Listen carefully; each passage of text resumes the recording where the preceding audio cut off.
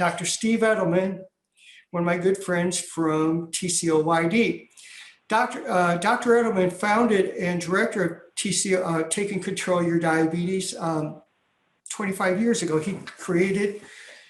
He's an endocrinologist and a professor of medicine at University of California in San Diego. He is medical director at the VA in San Diego. Steve has also been a type 1 diabetic for over 50 years. He's got me beat. I've been 47, so he won the contest. Steve and his team's mission at TCOYD is to encourage people with diabetes to take a more active role in their health through education, motivation, and humor. Over the past 25 years, TCOYD has provided over 1,000 diabetes conferences across the United States, helping hundreds of thousands diabetics and their loved ones to education, encouragement, and support not to be afraid of diabetes. So anyway, Steve, take it over. Yeah. Well, yeah, I've been having issues with my microphone on my computer, so I'm going to pretend like I'm calling my mom and telling her about my life story. Great. Well, listen, thank you for the invite, Brian. It's been a pleasure to know you for a couple of years now and helping out taking control of your diabetes when we were short-staffed. I really have enjoyed all the presentations. I appreciate, Tim, your presentation as well. Well, I'm going to try to stick to the time schedule and make it brief. I know Stacy is next. Well, first of all, my name is Steve Edelman, and I grew up in the San Fernando Valley. Everything was going fine until I turned 15. I started to develop, thirst, urination. I lost a bunch of weight, and I was kind of a chubby kid. My nickname was the Stump, and so I really enjoyed losing weight. And then finally, I was just getting weaker and weaker. And I remember going to my junior high class at Patrick Henry Junior High School. I was super thirsty. I would go to the fountain at the break, and I remember all the kids yelling, "Hurry up, hurry up, hurry up." And then I would have to ask each teacher, because that was our classes, to go to the bathroom halfway through. Then I would, go to the bathroom for a long time. And then I would go back, go to the restroom again 30 minutes later. So make a long story short, my mother brought me to the hospital, and she had to go to her school where she was a teacher, and she just dropped me off. She came back to pick me up. I was in the ICU. And the only thing I remember from the intensive care unit was I was getting doses of insulin, and then a nurse came in and gave me a huge dose of insulin. In fact, it was a tremendously large syringe. And I remember when she gave it, it hurt because there was so much volume. And then the doctor came in on rounds a few minutes later, and I asked him, how come so much insulin? And he didn't know what I was talking about. But when he wrote an order for 15 units, he just put 15U, and the nurse thought it was 150. So, of course, all hell broke loose, and they put in the IVs, and I survived that one. But as it relates to what I'd like to talk about, which is diabetes education, I remember going to a diabetes education class while I was admitted in the hospital, and I was in a room of about 40 people. I was the only person with type 1. I was 15 years old. The rest were older and heavier folks with type 2. Even the endocrinologist who was giving us the lecture, he was smoking. He was quite heavy himself. And I remember one thing from this class, that ketchup has a lot of sugar in it, and I love ketchup. What American kid doesn't, with dip your French fries in? And I said to myself, even at that time, it seems like that education has to be a little bit more focused, and you can't just throw everybody together, whether, you're newly diagnosed or late diagnosed or type 1 or type 2. So basically that was sort of the beginning of my life with diabetes, and that was in 1970. And so I went to UCLA as an undergraduate, and out of this big campus of 8,000 people in my class, I really felt like I was the only person with diabetes. And now I'm thinking, with social media these days and organizations like the College Diabetes Network and Lions, they're supportive of people. Back then, there was absolutely nothing. And so I volunteered in a lab, and I did diabetes research. And because at that time, I decided I want to become a doctor who specializes in diabetes. And to go through my years, I spent a year at the Joslin Clinic, and then to learn all the aspects of diabetes. And at the Joslin Clinic, I had a real wake-up call. I've had diabetes probably about since 1970, over 10 years now, 12 years. And I had a vitreous hemorrhage. And, I lost all of my vision in my left eye.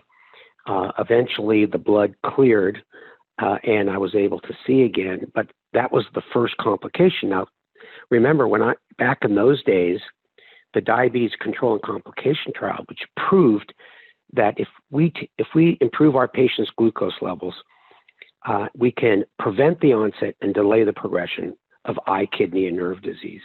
And my control must have been terrible as a kid because I was on one shot of NPH in regular day, and I was always thirsty and urinating. Even after seeing my doctor, I weighed my food, I did everything right. But if you can imagine, one shot of NPH in the morning is not going to last someone with type 1 24 hours, and one shot of regular with one meal. So, as a regular individual, I'm eating 3 meals a day. So they didn't even have the A1C test then. So I'm thinking, oh my gosh, my control was pretty bad, even though I did everything they told me to do.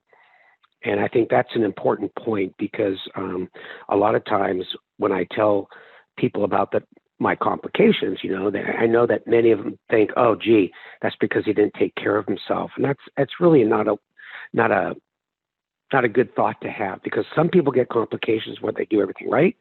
And some people didn't have the right care. Some people don't have access. And for people that run around not listening to their doctors, eating everything in sight, they're just not educated and motivated yet to put diabetes high on their own priority list. So after the Joslin Clinic, where I received really good diabetes training, I joined the faculty at UCSD, University of California, San Diego, and the VA in San Diego. And believe it or not, that was in 1987. And I am still on faculty after all those years. So here's the point. When we came out with the results of the diabetes control and complication trial, 1993, I had been on faculty 6 years. And finally, that study proved that tight control can prevent complications. And at that time, there were people and doctors that said, why should we go through the hassle of controlling our patients' blood sugars when there's no proof? And I thought that was quite silly, because I'm a believer that if a normal individual is supposed to be, around 80 to 150 most of the time, that's what people with diabetes should shoot for. And there have been plenty of other smaller studies proving that high glucose cause complications. So what happened after 1993, things weren't changing much at the community level. When a study comes out, it's really hard to change a doctor's practice habits. And so you can take important information, try to get them into continuing medical education classes, but it's been proven so many times that when a physician graduates his or her residency program, goes into their specialty, it's very hard for them to learn new things and change their practice habits. And unfortunately, today is not that much different, because doctors are just inundated with administrative and other pressures to maintain their practice. And so it's hard to get a doctor out and educate them new things. So at that time, in 1995, I was very frustrated. I spent a lot of time with professional education. I said, I'm going to take the most important messages about living a long and healthy life with diabetes directly to the people who are affected by this. And who are those people living with diabetes? And I would say, and their caregivers. I call their significant others, and I like to call them the type 3s. They're like the mothers, the brothers, the fathers, the sisters, anybody who cares for someone with diabetes but does not have it themselves. And those type 3s are extremely important. And when it comes down to patient education, if you leave the significant other out, you're missing a big piece of the diabetes education puzzle. So that was the beginning of taking control of your diabetes. I decided to put on a conference at the San Diego Convention Center in 1995, September, for 1,000 people living with diabetes and their loved ones. And it was tremendously successful. And it was at that time I realized how thirsty people are for information about their diabetes. Some of the people going there were dragged by their significant others. Others went because they were frustrated and they wanted better control. And that was the beginning of the not-for-profit organization, Taking Control of Your Diabetes. And I was really going to do one a year. I had two daughters that I was raising, and I also had, full-time job at the VA and the university. I was just going to do one a year. And it turns out that it was so successful. I felt it was so needed. Very little education going to people living with diabetes. So we started to go to other cities. I did 2 a year, then 3 a year. So for the past, 25 years, we've been doing now 8 conferences a year, face-to-face, plus a lot of other smaller conferences. And about 10 years ago, I decided that it's time to bring back the healthcare professionals into the education process, because I was really just putting all of our time into educating patients, get them motivated to put diabetes higher in their priority list, tell them about the latest medications, devices for their diabetes, and inspire them to go ask their caregivers about those therapies and devices. And, knowledge is power. And we didn't tell them to go bang on their doctor's door and say, hey, how come you haven't offered, an insulin pump to me before? Or how come you haven't offered some of the newer medications for type 2 diabetes? It's really teaching them that doctors are under tremendous pressure, administrative time pressure. You need to work with them to get the best care possible.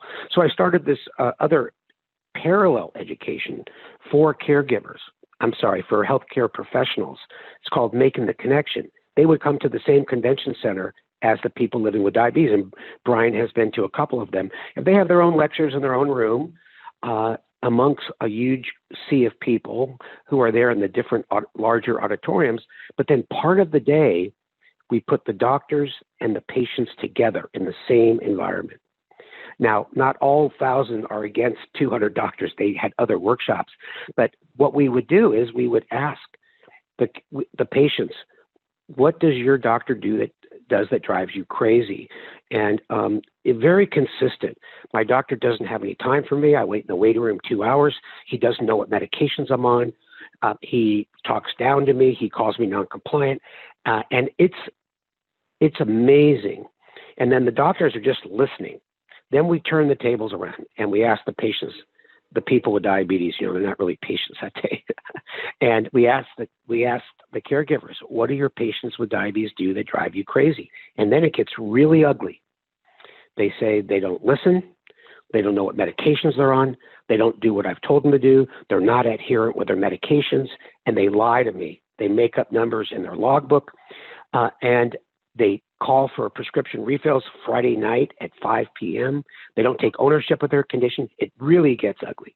Now, at the very end, the last 20 minutes, we have a big kumbaya. We come together, and it boils down to this, that there's really been a breakdown in the doctor-patient relationship. And I'm a firm believer that if you can have a good relationship with your healthcare professional, and if healthcare professionals are happy and feel good about helping their patients with diabetes, the world is a better place. It creates for much better communication. And believe it or not, through clinical research, it has shown that it improves adherence and persistence with medications, which is really an issue, especially in the type 2 population. It comes down to, as a person with diabetes, do you trust your doctor? And as a healthcare professional, it's all about empathy. Yes, people get their PhDs in empathy, if you can believe that. So it's a really important part of the whole diabetes educational process. So it's educating people with diabetes, their loved ones, and healthcare professionals, so there's a better relationship between them. Now, one of the secrets of success of the taking control of your organization and conferences, that we use humor. We make sure we get speakers who talk on the same level as the people with diabetes. In fact, you'd be surprised that we have 60 to 70% of our speakers have diabetes. For our type 1 track, we have a lot of physicians like myself who have type 1, and we have more empathy than anybody because we have it ourselves. We know what they're going through. And then we have a lot of healthcare professionals with type 2 diabetes. And through the years, we have also learned that you have to really adjust your educational modes to your ethnic groups. So we have put on conferences specifically for Native American Indians. They don't want to come to a place with a bunch of white men, and I don't blame them. They don't trust us for obvious reasons, and we try to instill faith by bringing in some of the speakers that may not be Native American, but most of the speakers are. And it's an ethnic group hit really hard by diabetes. And of course, going to African Americans and African American communities, Latinos, and we go to Hawaii once a year to help out the Pacific Islanders. Listen, someone's got to do it. And believe it or not, the incidence and prevalence of type 2 diabetes in these groups, Pacific Islanders, Native American Indians, African Americans, and Latinos, extremely high. And it's all a genetic thing. Type 1 diabetes is pretty much a white man's disease. Now, so we've been doing that for 25 years, and the feedback has been tremendous, and our outcomes have been incredible. And then COVID hit, and we have now converted over to a virtual conferences, and we're lucky enough to hook up with a health fair, a virtual platform called vFairs, which makes it look like you're walking around in a real health fair. There's ramekins running around, not ramekins, the little fake people running around, that might be the right word. And we have, and I want to encourage all of you to go to our website, TCOYD.org. And a lot of the information is there and for all the conferences. And we have another last conference of the year in December. And the thing is that there are so many people out there really hurting from diabetes. And some people are knowledgeable, but they may not have access to the best. We have a good area on our site that helps people get access, and with the help of other organizations. American Diabetes Association, the Juvenile Diabetes Research Foundation, the College Diabetes Network. It's important that all of the organizations work together instead of in silos. And the other thing is there are so many advances in diabetes these days. We're encouraging so many of the younger general residents who haven't picked their specialty yet. When I tell them about diabetes nowadays, if you're interested in the type 2 field, we have all these new classes of medication, the SGLT2s, the GLP-1s, that not only improve the diabetes, but they help people lose weight, they don't cause hypo, and they protect your heart and your kidney. Now, we've never had that before. And the American Diabetes Association, you're going to hear from Stacy Brown next, has come out with a tremendously important treatment algorithm that not only doctors follow, but patients need to know about them as well, that guide doctors into which drug to use first, what drugs to use second. For type 1s, you heard about this from Tim. It's unbelievable. Hybrid closed loop systems where the pump is talking to the CGM. So there is the Tandem Control IQ, Medtronic 670G. Then there's so many people looping, as Tim mentions, with the do-it-yourself open source systems. And the folks at Omnipod are coming out their Horizon 5. So I do think that in the very near future, they'll come out with a fully closed artificial pancreas where you don't even have to put in your basal rate. You don't have to put in your insulin to carb ratio, your correction factor. And Ed Damiano at Beta Bionics are coming out with a Bionic Pancreas. And at San Diego, we're one of the centers where all we do when a type 1 signs up for the study, we put in their weight, and that's it. And they no other metrics. And they just go out to their day, and they do push a small, medium, or large meal before they eat. And even then, they don't even have to do that. So I think the importance of patient education is no greater than it ever has been in the past. It has to go directly to the people. It has to be impactful. I'm a big believer in humor. I think humor leads to information retention. And so you have to empower people to basically take control of their diabetes, develop a good relationship with their healthcare provider, and ask for the things that they learn that may help their diabetes control. So with that, I always say, take control of your diabetes. You owe it to yourself and your family. Thanks, Brian, for the invite. Okay, thank you, Steve. I have to say Taking Control of Your Diabetes is one of the top educational organizations I have ever seen, besides the American Diabetes Association, the JDRF, and the others that Steve had talked about. Steve has a video for every type of diabetes topic you could believe. And I like the one where he inhales now. You got to check out the video where he, he inhales. So I like that one. That was a good one. Anyway, Steve, thank you so much. Please visit his TCOYD.org. Tons of funny videos. Oh, he does educate you about diabetes too. Thank you. Thank you, Brian. Thanks, Okay. everybody.